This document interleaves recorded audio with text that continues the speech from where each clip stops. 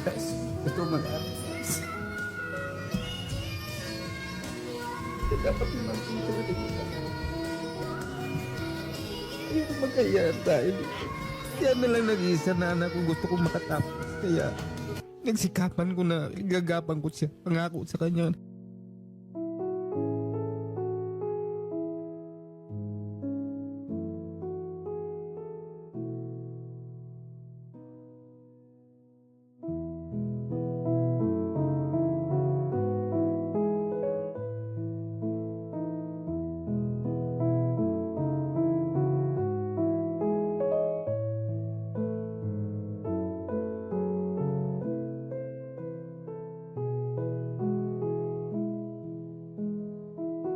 Alam ko napanood na 'to ng karamihan, pero mas nagtataka ako kung bakit nakapunta pa 'to ng Tulfo. I mean, bakit na